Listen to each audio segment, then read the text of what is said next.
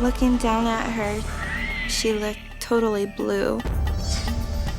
Mom, there's something else wrong with my baby. It looked as if she was drowning. You know, I asked the doctor, so what are you gonna do? He's like, there's nothing we can do. She can't work anymore. She feels like she's neglecting us. I didn't know where my life was leading. I knew I didn't want to live like this. Next, two medical mysteries that defied the experts. Since the day she was born, Lariah Palma has been fighting to catch her breath. But when no doctor can pinpoint what's causing the terrifying condition, her parents are forced to take matters into their own hands. I just felt like I wanted to fall on the floor and die myself, you know. This could be the end, and... Then, Lorie Scott's seemingly ordinary life is turned completely upside down when a mysterious headache proves to be far more complex than anyone could ever have imagined. I know full well something's wrong with my head. They're just not finding it. When illness strikes, we look to doctors to give us answers. But what if they can't? For these unlucky patients, diagnosis is a mystery.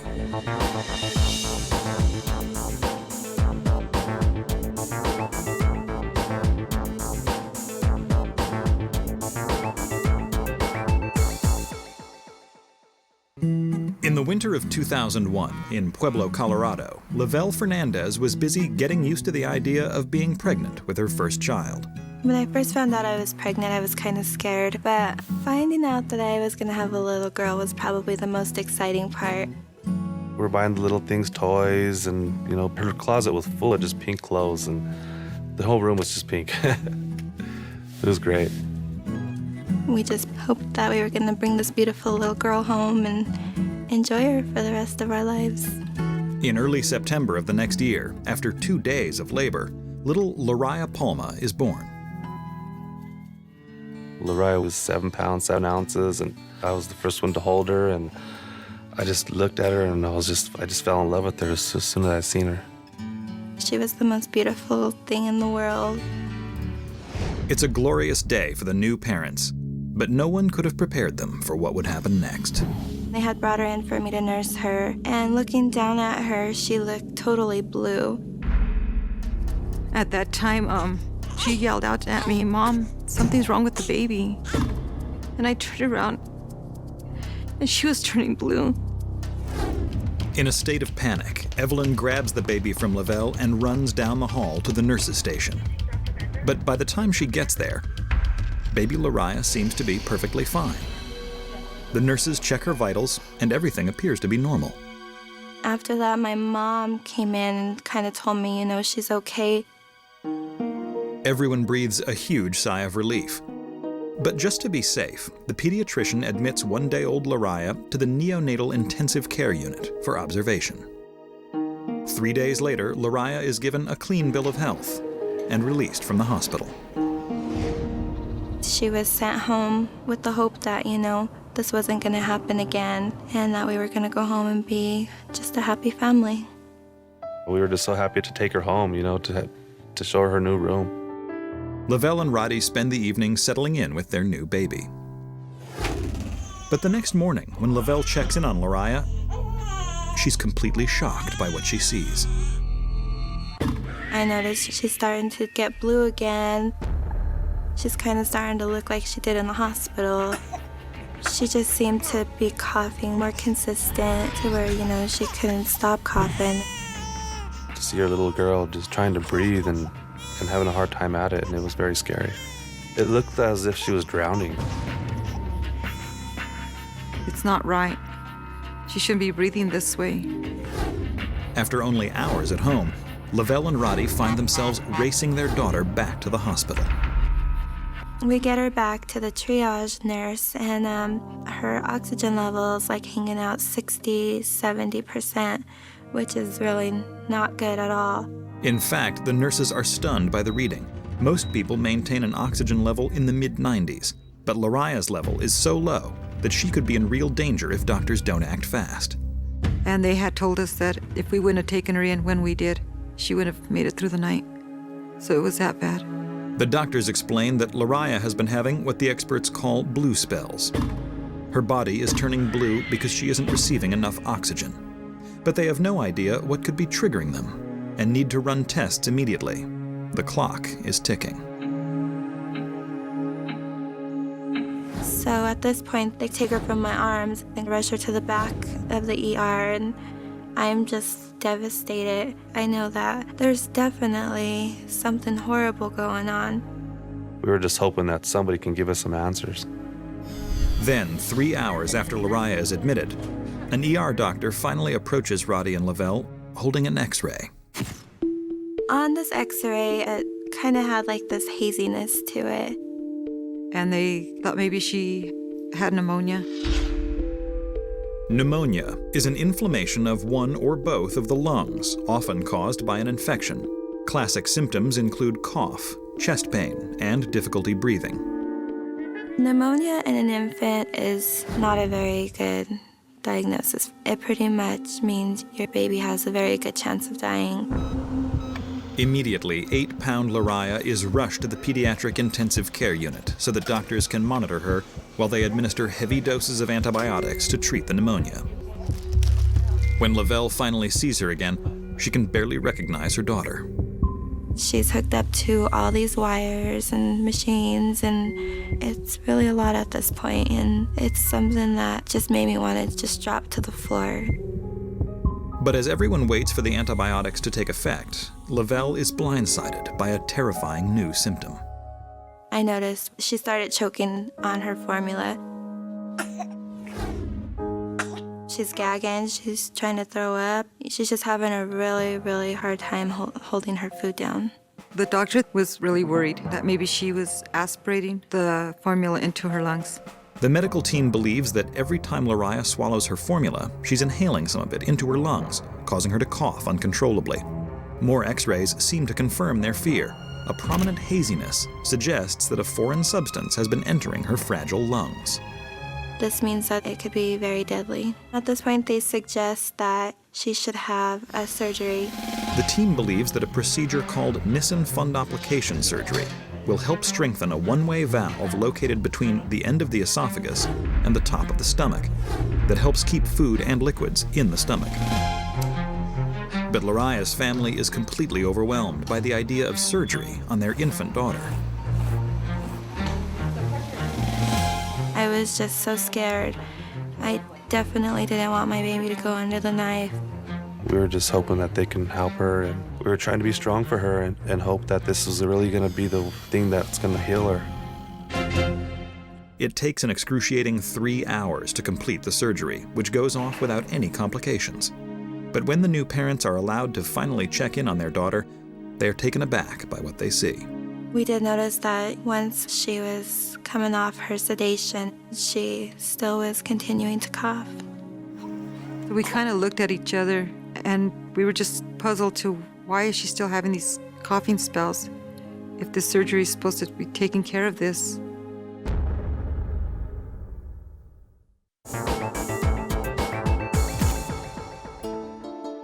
Six-week-old Lariah Palma has been struggling to breathe ever since she was born. She's just come out of a surgery that should help fix the problem. But when her parents are finally allowed to visit their little girl after the procedure, they discover that she's still coughing. I questioned why she's still coughing, is she still supposed to be doing this? And pretty much what I was told is she's just going through recovery right now. It'll get better. The doctors assure Lavelle that the coughs are just a side effect of the surgery and will go away with time. 3 days later, the medical team is confident that Lariah is on the road to recovery and send her home with her family. I thought, we were going to have another chance at this. I was going to get to be a mother, an actual mother, get to hold my baby, get to feed my baby, get to do all these things that I'm supposed to do. And, just kind of get on with our lives. But within just a few days of returning home with their daughter, they begin to notice that Lariah really isn't getting any better. She continues to have these coughing spells. She has this horrible deep cough. She's still gasping for air. Well, the blue spells, they just kept on going. They didn't stop, and we were just like, wow, what are we going to do? Why is it happening to her? And I seen this fear in Lavelle's eyes, like, Mom, there's something else wrong with my baby. At this point, I'm just really frustrated. She should be doing at least a little bit better, and she's not. 3 weeks after bringing their newborn daughter home, Roddie and Lavelle can't bear to see Lariah suffer any longer. Desperate for some answers, they decide to take matters into their own hands and drive 200 miles to the ER at Denver Children's Hospital. We all knew that she needed to go there and that it was this great hospital and that, this was our only hope. Shortly after Lariah is admitted, Roddie and Lavelle are introduced to pulmonologist Robin Dieterding, who immediately begins reviewing their newborn daughter's medical history. Anytime a child has a surgery which you're hopeful will fix a problem and it doesn't, despite the best efforts of the physician, it's frustrating for everyone. Looking at her chest x-rays, we discussed getting a high-resolution CAT scan to further look at her lungs. Willing to try anything at this point, the new parents agree to the CAT scan. And when Dr. Dieterding gets hold of the results, she knows that she's onto something. Lariah's CAT scan showed a diffuse whiteness, and when you compare it to a normal film or other CAT scan on a child her age, the differences were quite apparent. Lariah's lung fields looked all hazy. There wasn't many areas that were normal, and we were very concerned that this could be a significant disease for her that potentially was life-threatening, and began to wonder if there was an interstitial lung disease. Interstitial lung disease is a general term that refers to approximately 200 disorders of the lung, characterized by inflammation and scarring. Just to say it's interstitial lung disease is not good enough. We need to know what type. Dr. Dieterding told us that she wanted to do a biopsy on Lariah's lung. So doing a lung biopsy to look at this would give us a strong idea and a likely diagnosis for her condition. In a lung biopsy, doctors surgically remove a piece of a patient's lung and send the sample to a lab for analysis. But for a patient as young and as sick as Lariah, a second surgery holds a very serious risk. At this point, Lariah is close to 3 months old, and she's not a child that has normal breathing or normal oxygen levels. So the risks for her are significant. We felt we could do other genetic testing, but it was going to take many months. And as sick as Lariah was getting, we didn't know if we had that time. I knew that she was more sick at this point and didn't know if her body could handle going through another surgery. And I knew how hard it was for her when she went through the first one. I felt very scared, just not knowing if, this was the right thing to do. And,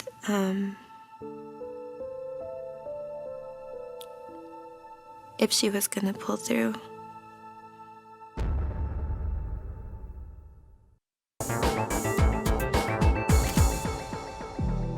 Three-month-old Lariah Palma has been struggling to breathe every day of her short life. But Dr. Robin Dieterding seems to have a strong hunch about what's going on and needs to perform a lung biopsy to confirm her suspicion. But the surgery presents many risks for little Lariah, who is in an extremely fragile state. It was the last thing that I ever wanted her to have to go through again, But it was whatever we had to do and whatever we had to go through to get our daughter well, we did it. The whole family was in this, and together as a team, they decided that despite all the anxiety they had, it was the right thing. While the medical team carefully prepares Lariah for surgery, Roddie and Lavelle are struggling just to keep it together. I really didn't know what to expect from the lung biopsy. Honestly, I couldn't even think. I was a mess. 2 hours later, everyone breathes a huge sigh of relief when the surgeon pronounces the operation a success. We were pleased that the surgeon was able to get the lung tissue we needed and that she had tolerated the case. While everyone is overjoyed that Lariah pulled through, they're anxious to know what the biopsy will reveal. But it will take 3 days for results to come in. In the meantime, Roddie and Lavelle are keeping a watchful eye on their little girl. I was spending all my time with Lariah at this point. They did have a little cot that I could stay with her, and pretty much just live there. When the biopsy findings finally come in, Dr. Debilitating knows right away that she's found the critical clue they've been looking for. After looking at Lariah's lung biopsy, we had a high suspicion this was consistent with the surfactant protein dysfunction. Patients who suffer from a surfactant dysfunction have trouble producing an essential lubricant in their lungs called surfactant. Surfactant helps maintain the elasticity of the pulmonary muscles. Without the vital lubricant, the lungs are like an engine without oil, incapable of running smoothly. The condition is caused by a mutation in the type 2 cells of the lungs, which are responsible for producing the surfactant. Based on Lariah's lung biopsy, we were not able to tell what type of mutation she might have. There are 3 different types of surfactant dysfunction mutations, and in 2, the likelihood for death is very high. It just felt like I wanted to fall on the floor and die myself. To learn that, this is a disease that she could die from it, This could be the end, and While the family struggles to process the shocking news, Dr. Debilitating is focused on identifying which one of the 3 mutations Lariah has. Based on the fact that the lung biopsy suggested it was one of these surfactant proteins, genetic testing would be required to determine the exact type of mutation she might have, and blood was sent to Johns Hopkins for further analysis. Dr. Debilitating explains that it will take an excruciating 3 to 4 months for the results to come back. Then, just when the new parents think it can't get any worse, Dr. Debilitating drops yet another bombshell. This disease is so rare, there's been no studies on it.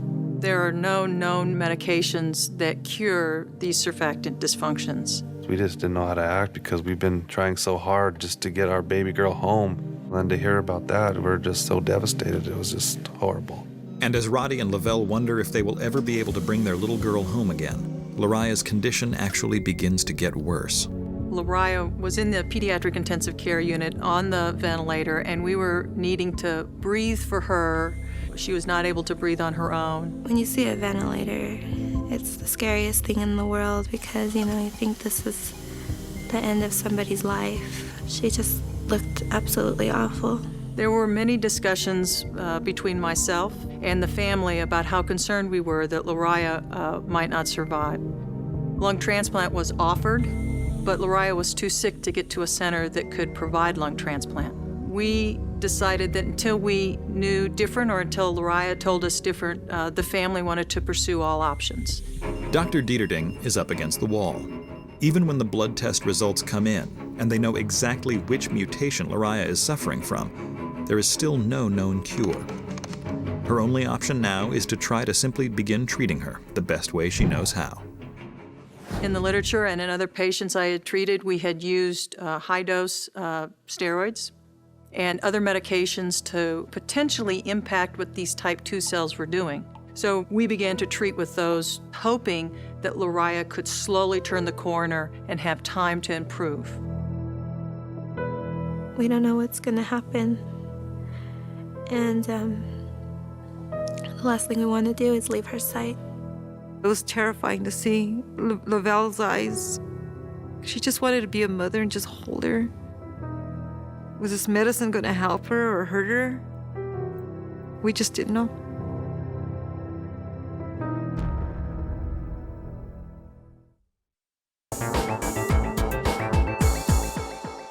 When Roddy Palma and Lavelle Fernandez raced their newborn daughter to the emergency room with breathing difficulties, they never imagined that 2 months later, she would still be in the pediatric intensive care unit, fighting for her life. Once we realized that we were going to be there for the long haul, we just put all of our stuff in storage. I quit my job. They gave us a room at the Ronald McDonald House, but I don't believe we stayed very much time there because we wanted to be with Lariah 24 hours a day. Doctors now believe that she has some form of an extremely rare and incurable lung disease.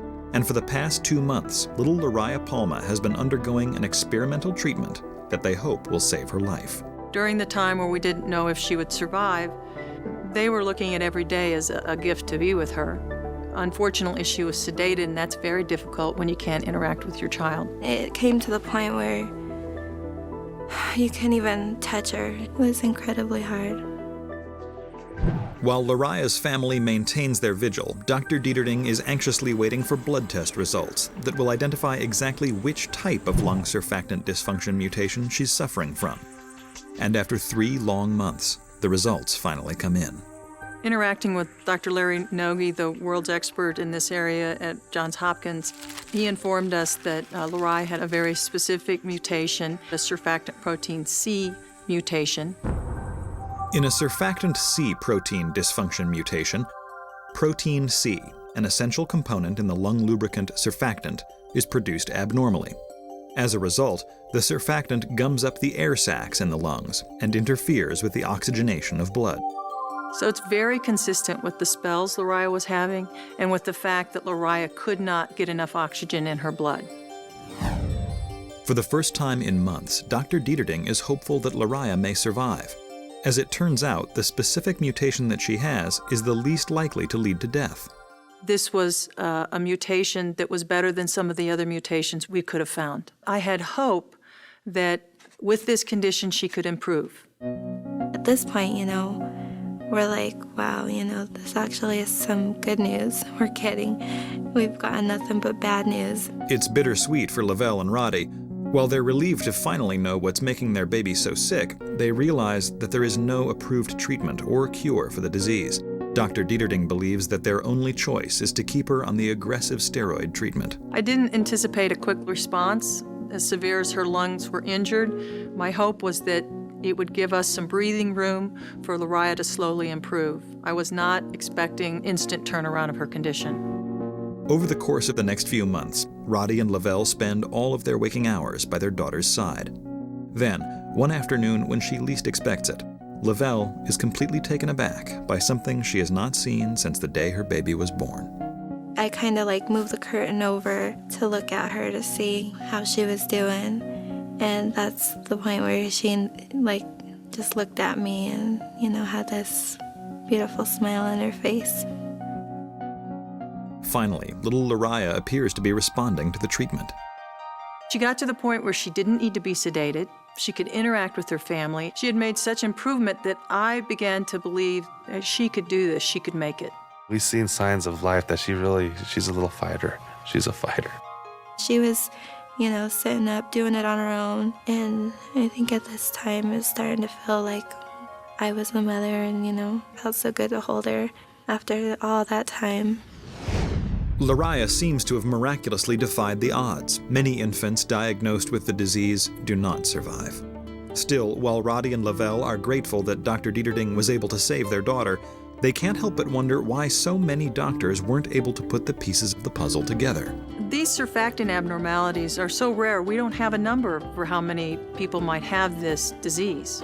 Lariah had a few things that could be foolers. Her lungs were quiet when people listened to them with the stethoscope. And she had some other conditions like an area that looked like pneumonia and the lipid in her lung that might have misled people. So it took a while to come to what the answer was. Over time, Lariah begins to make steady improvements.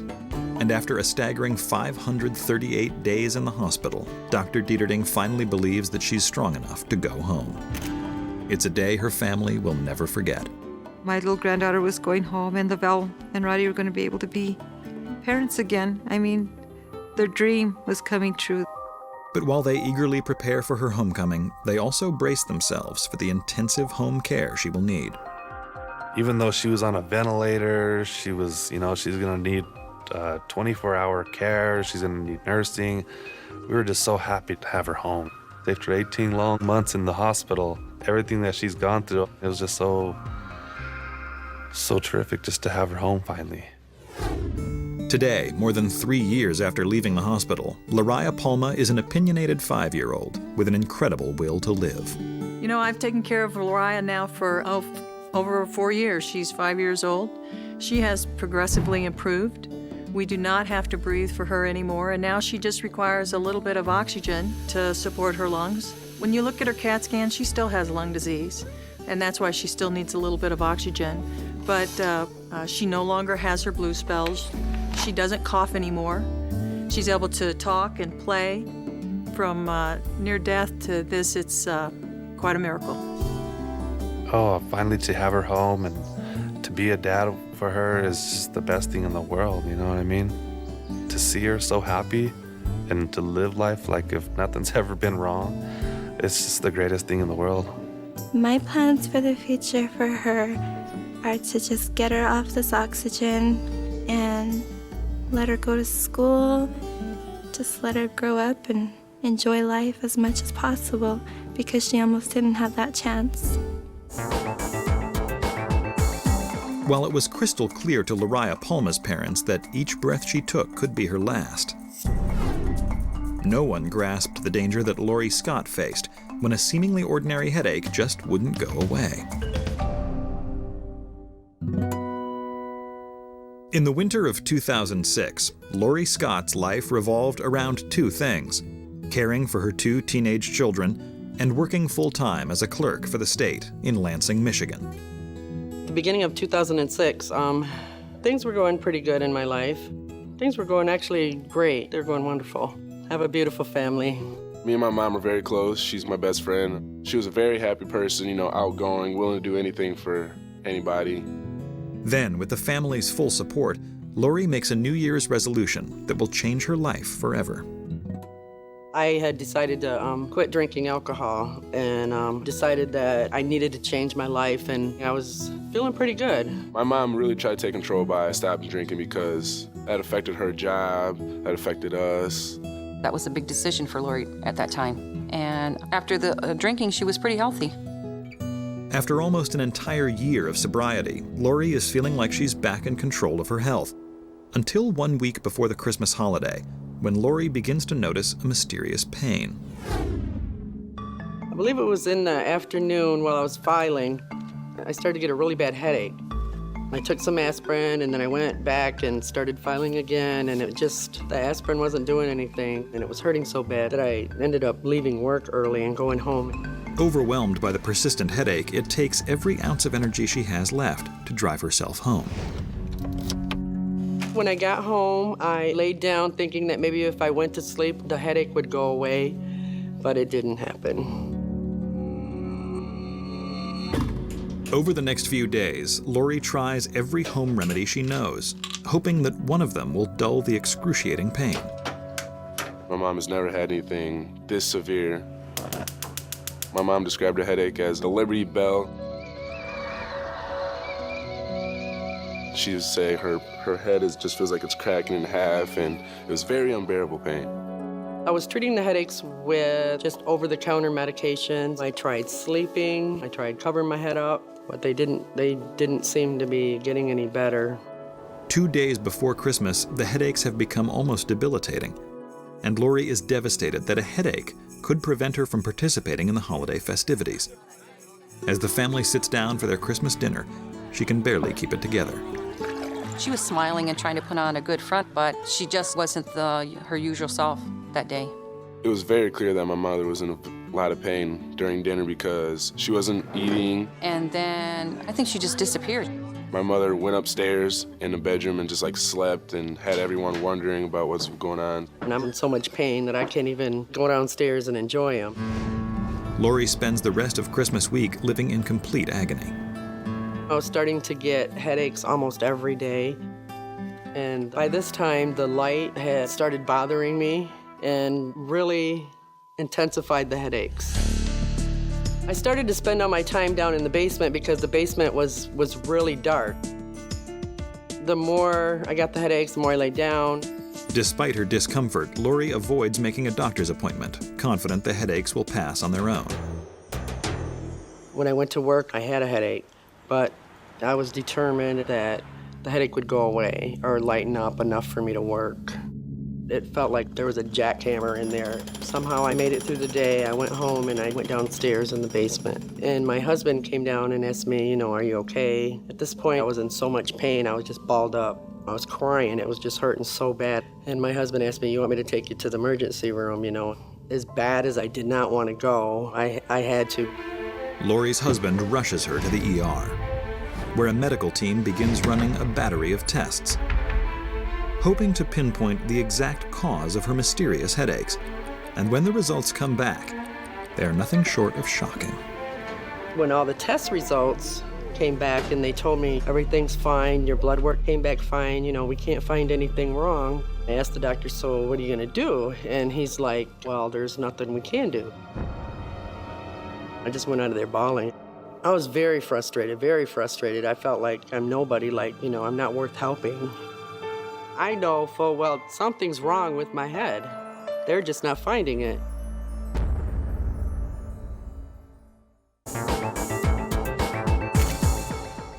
Lorie Scott has been suffering from debilitating headaches for more than 2 weeks. And when she finally lands in the emergency room, every test the medical team runs comes back normal. They have no clue as to what's causing the excruciating pain. The only thing the doctor can do is give her a prescription to dull the piercing headaches.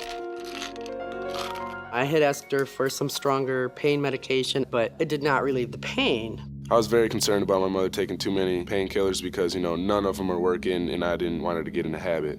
Especially for her being an alcoholic, I just didn't want to see her get hooked on another medication. Lorie hopes that at some point the medication will begin to kick in. The pain was affecting my mother's sleep. She would toss and turn all night, and she would be up in the middle hours of the night. I was not able to sleep more than probably an hour, hour and a half at a time. But despite the sleepless nights and the acute headaches, Lorie continues to drag herself into work.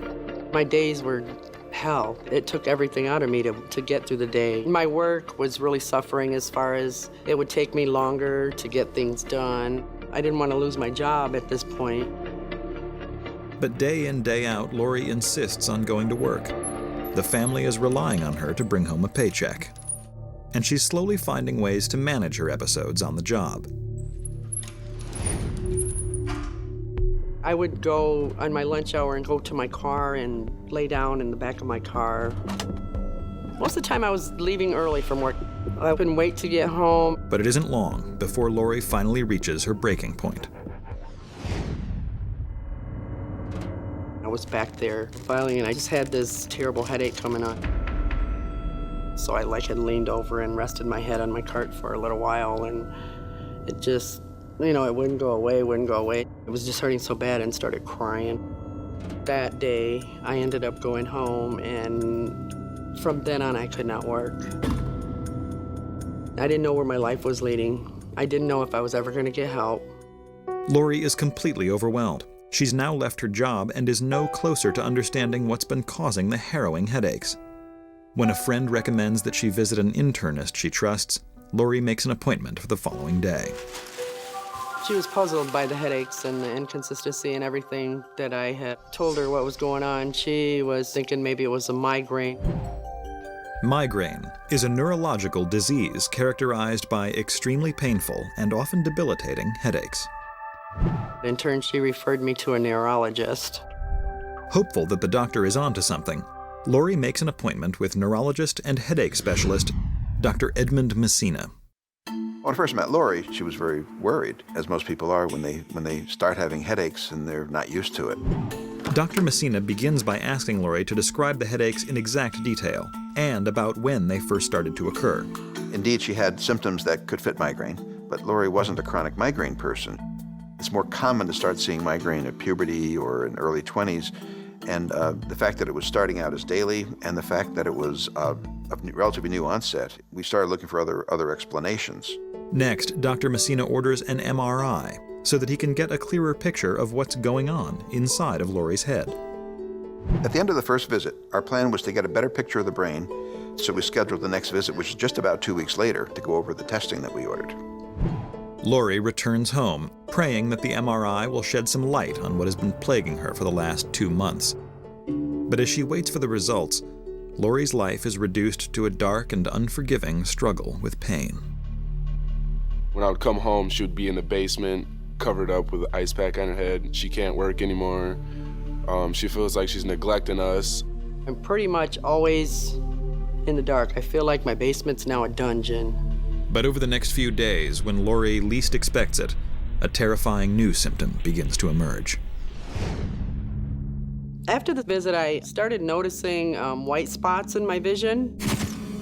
just a big, bright, blinding light that would just last for a second where I couldn't see anything. I'm like, geez, Mom, the headaches, no one knows what the headaches are from. Now you're seeing white flashes.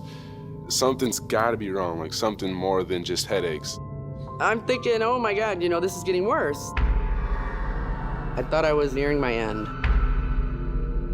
There's just so much you can take.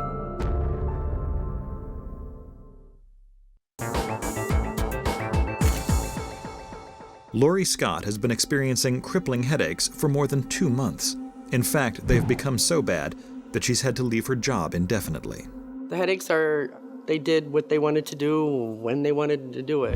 While every other doctor she's been to has been baffled by the attacks, neurologist Dr. Edmund Messina believes that he's onto something. He's ordered an MRI of her head to get a better look at her brain. But while they're waiting for the results, Lorie has started experiencing bright white flashes in her central vision. Terrified, Lorie prays that Dr. Messina will have some answers for her. When Lorie came back, the main focus of the visit was to discuss her MRI, which showed white matter abnormalities in the brain. Lorie's MRI reveals a number of small white dots, or white matter, on her brain. It's unclear what's causing the strange markings. But when Lorie describes her new symptom, Dr. Messina has an idea. She was very worried. She reported a new symptom, which she called blurring of her vision. We call this an aura. People who have migraine with aura have a pretty good incidence of abnormalities between the left and the right atrium of the heart. Because of Lorie's visual changes and the absence of other explanations, the next logical place to suspect would be the heart. While it seems like a strange leap to Lorie, Dr. Messina explains a recent study suggesting a connection between headaches and the heart. I was just blown away, what does that have to do? But, I'm thinking to myself, he knows what he's doing. I'm gonna go with the flow. By this time I was willing to try anything. And this led us to the next test, which was the transesophageal echocardiogram, or TEE. During a TEE test, a probe with a mini ultrasound device attached is passed down into the esophagus, allowing doctors to get a clear image of the heart. We sent her to Dr. Eugene Chu, who is a cardiologist here in town, who has been doing this type of testing for a number of years. Dr. Messina's concern was primarily this suspected cardiac contribution, a cause of her symptoms, rather than just purely being a garden variety migraine headache, because Lorie's symptoms became rather suddenly progressive. Dr. Chu quickly prepares Lorie for the TEE. Her throat is numbed, but she remains conscious during the procedure. She's been through every test in the book, but all she can do now is pray that this will be the one that finally sheds light on her unbearable headaches. The findings at the time were essentially unremarkable, except that one finding. What the TEE revealed was a very prominent PFO. A PFO, or patent foramen ovale, is a hole between the left and right atria of the heart. PFOs are present in all developing fetuses. They aid in the circulation of blood between the mother and the fetus, and the hole typically closes on its own soon after birth. But in Lorie's case, the hole never closed. That finding was rather dramatic. When such finding was seen, there was a high suspicion that her headache may indeed be caused by such a large PFO. And I'm asking him, what's going on? What's going on? What's going on? And he's like, you have a hole in your heart. And he's like, that's what could be causing my headaches. While it's unclear exactly how a hole in the heart can trigger a headache, recent studies suggest a connection. The association between PFO and this migraine headache is really a recent phenomenon. We don't really know the actual data, even to this day. Lorie Scott's case is a rather impressive and dramatic case where the suspicion of the association between the two was quite high. Dr. Chu speculates that Lorie only started to experience the headaches when the hole became too big. It most likely started off as a tiny opening, but as Lorie got older, it grew. And her next question is, what can we do about that? I told her that we should consider closing it. If we did not close that opening, the patient would run the risk of continuing to suffer her debilitating headache constantly, as well as a potential stroke that could be catastrophic. During the surgery, a catheter will be inserted into Lorie's heart and deploy a small device to seal off the PFO. I was scared to death. Just the fact of having surgery on your heart was very, very, very, very scary. Adding to her anxiety is the fact that there is no guarantee that the surgery will alleviate Lorie's headaches, but it's the only option they have left. The day of my surgery, I was shaking so bad I could hardly walk. At 8 a.m., Lorie is wheeled into the operating room while her family anxiously waits. I took a couple days off school. I wasn't talking to my friends, just concentrate on my mom, trying to let her know that I love her because I was very worried. I pray to God that, she'd come out of it, because anything dealing with the heart is pretty serious. 3 hours later, the surgeon informs Lorie's worried family that the operation has gone off without a hitch. The implanted device has successfully closed Lorie's PFO. Now all they can do is wait and see if it stops the chronic headaches for good. When I woke up from surgery, my first memory was, Are your headaches going away? So how's the headaches? do I have a headache? As the sedation slowly wears off, Lorie begins to realize that her life really has changed. After a little while, it really dawned on me, my headaches were really gone. I felt wonderful. I was ready to go on with my life right then. 24 hours after the surgery, Lorie is released from the hospital. She begins experiencing something she hasn't felt in a very long time: optimism. And the next couple of days, she still didn't have a headache. She started wearing makeup again, she started opening the blinds, she started cooking, everything, just came back to my mom. Lorie's dramatic response to repairing the PFO, in retrospect, helps us to prove that her symptoms were due to a cardiac rather than a straight neurological disorder. But Lorie is left to wonder what might have happened if she hadn't been diagnosed. She could well have had a stroke at some point if she hadn't have done something about the hole in her heart. Worst case scenario with this type of stroke could be death. Lorie feels extremely lucky to have been diagnosed at all, especially after so many doctors were unable to piece together the potentially deadly symptoms. What took so long in this overall course was that there was nothing about Lorie's history at that point that would have led an ER doc to anything different than thinking it's a headache disorder that's gotten out of control. But just because a person has migraine does not mean they're necessarily going to control their headaches by having a cardiac procedure done. It's very, very hard, if at all possible, to justify repairing the PFO only because a person's having headaches. Today, 6 months after the hole in her heart was repaired, Lorie is working again and spending all of her free time taking care of the family who saw her through the darkest moments of her life. I probably feel today better than I ever have in my entire life. Now I'm able to be a better mom, a better wife, a better sister. Lorie's back to Lorie. She's feeling really good now, no more headaches. When we saw Lorie the last time, which was following her procedure, she was doing great. She was stable. Her symptoms of headache and of fatigue and all of her other visual changes had all subsided. Lorie seemed to have a closure, literally, to her disorder as well as to the hole in her heart. My first visit back to Dr. Messina, I just felt like I had to hug him. She gave me a hug, and we're not huggers in our office, but by golly, she gave me a big hug because she felt so great. If I hadn't went to Dr. Messina and kept doing the tests and stuff like that, I wouldn't be here today.